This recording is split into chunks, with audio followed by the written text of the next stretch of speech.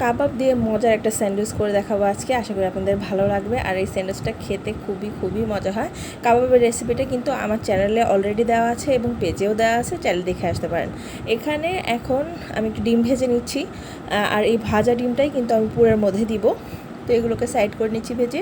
এরপরে এখানে কাবাবগুলোকে ভেজে নিচ্ছি, 2-5টা গোল্ডেন ব্রাউন করে ভেজে এগুলোকে আমি সাইডে রেখে দিচ্ছি। এরপরে অ্যাসেম্বল করব সব স্যান্ডউইচের জিনিসপত্রকে। প্রথমে একটা ব্রেড দিয়ে দিচ্ছি, এরপরে এটার উপরে দিয়ে দিব হচ্ছে এই কাবাবগুলোকে একটু ভেঙে এখানে দিয়ে দিব।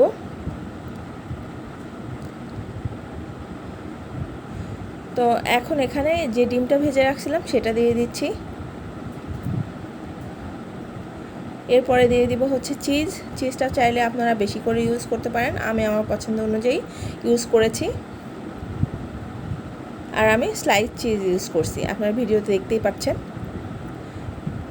এখন এখানে পরিমাণ মতো সস যে যেমন খেতে পছন্দ করেন দিয়ে দিবেন।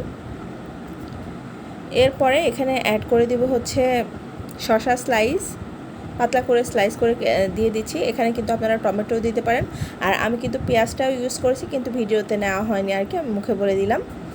এখন এখানে আমি দিয়ে দিচ্ছি হচ্ছে উপরে আরেকটা ব্রেড দিয়ে চুলায় 2-5টা গোল্ডেন ব্রাউন করে ভেজে নিয়েছি।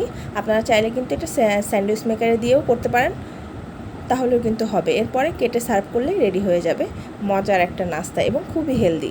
বাসায় অবশ্যই ট্রাই করবেন। ভিডিও ভালো লাগলে একটা লাইক, একটা কমেন্ট, একটু শেয়ার করে দিবেন, তাহলেই কিন্তু আমার চ্যানেলটা আরও সামনের দিকে আগে বাড়বে এবং রিচ করবে। আশা করি আমার এই অনুরোধটা আপনারা সবাই রাখবেন। ভালো থাকবেন সবাই, আল্লাহ হাফেজ।